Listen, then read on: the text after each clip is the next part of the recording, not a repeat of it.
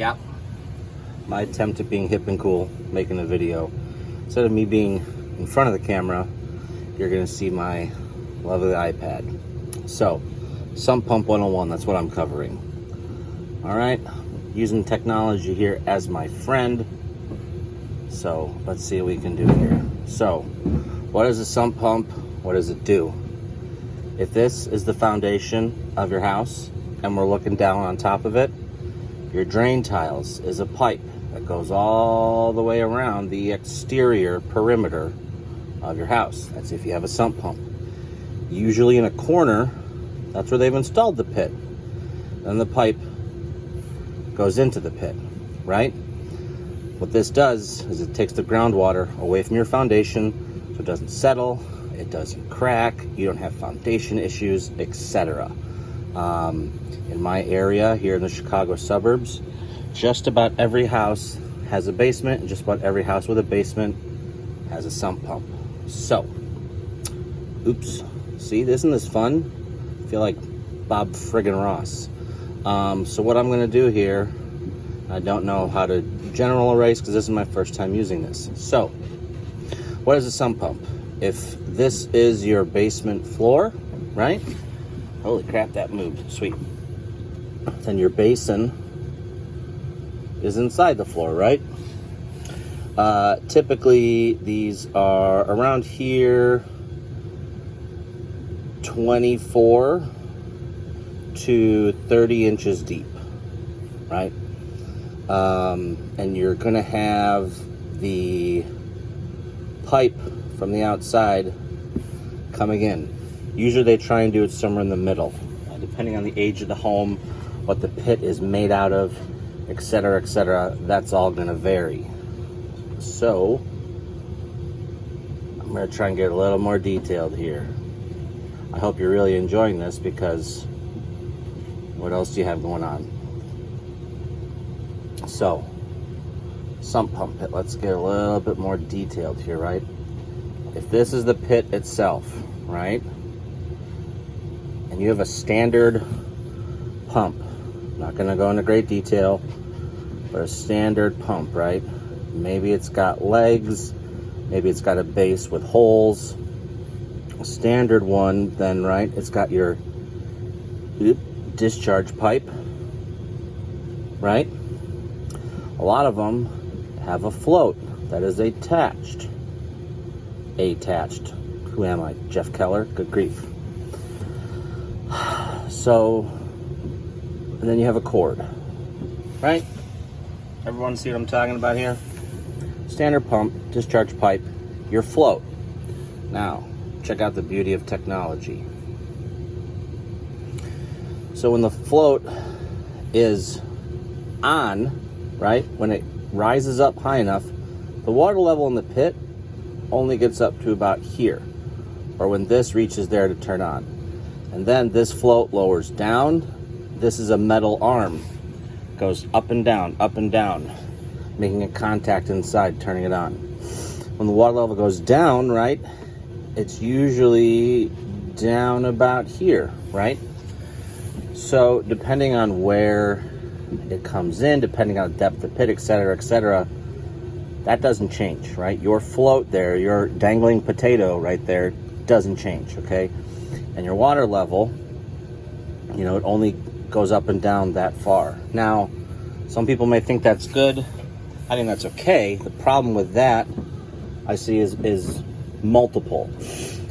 Number one, your pump is short cycling, right? So any electric motor, any vehicle, any motorized anything, if you talk to anyone, any engineer, anybody, short cycling it is not good. It's like if you're driving along on the road and you're taking your gas and going, rah, rah, rah, rah, rah.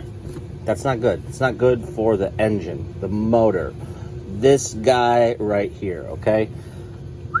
Sweet technology. I feel like I'm on the NFL, right?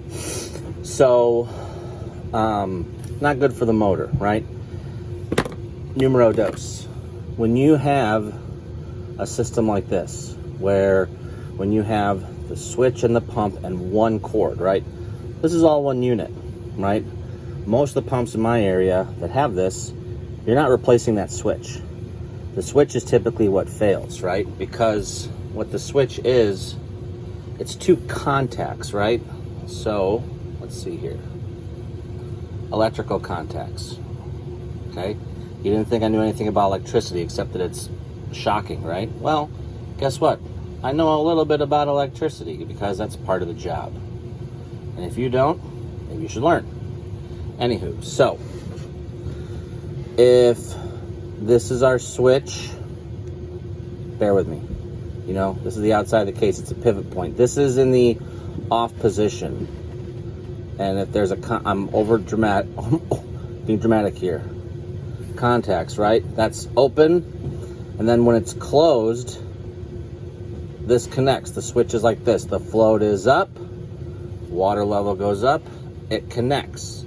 Goes down. It's off. Now, it comes apart like a light switch, like anything else.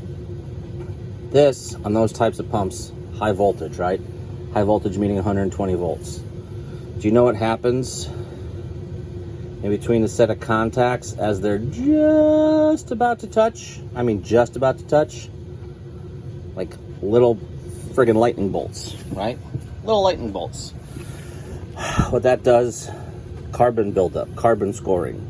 Like you've ever had to service your spark plugs in your car. You ever seen your spark plugs get all chalky, nasty, dirty? It's carbon buildup.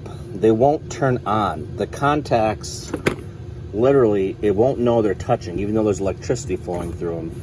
Therefore, it won't turn on. It will fail. Reason number 3, those pumps, usually they have a cheap motor in them, right? A cheap motor, what that is it's oil filled. When it's oil filled, if something happens, if it blows the seal, something like that, motor's done. Pump is toast, pump is trash. These are all my opinions. This is all stuff that I have learned from doing this for 19 years. You may have a different opinion, so be it. You may have different experiences with pumps, so be it. Pumps I put in, same thing, submersible pump.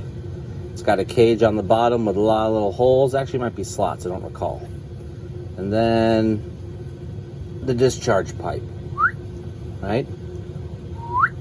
For mine, the motor itself has one cord. Then I have a second cord for the switch. It mounts to the pipe. The kind we use actually has a cage, right? Inside that cage, there's a center rod, and we actually have 2 floats, right?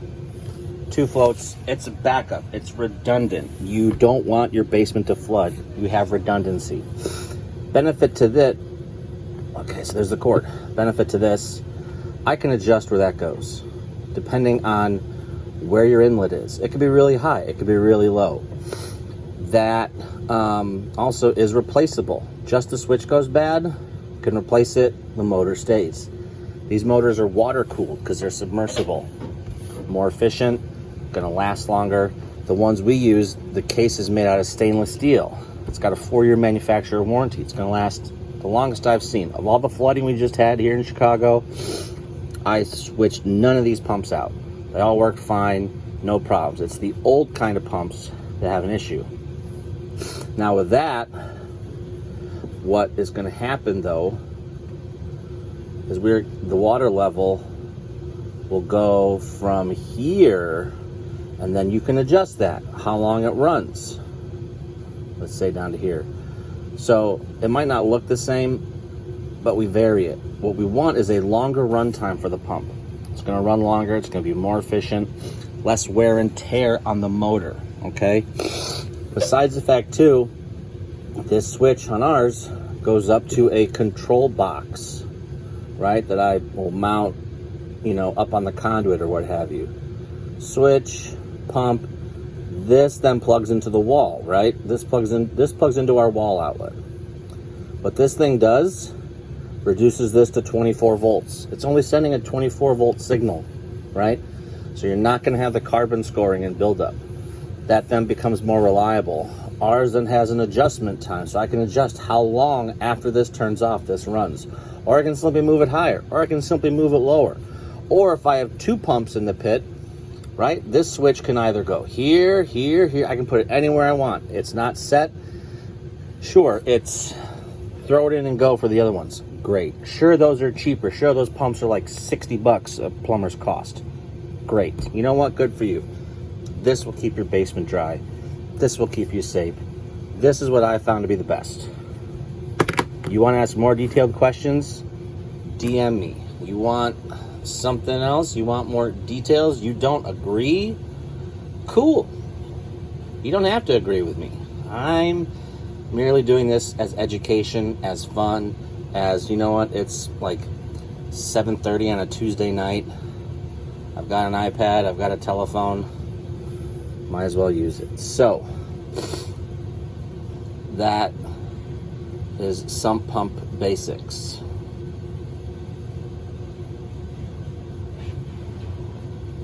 I almost forgot how to spell. There you go.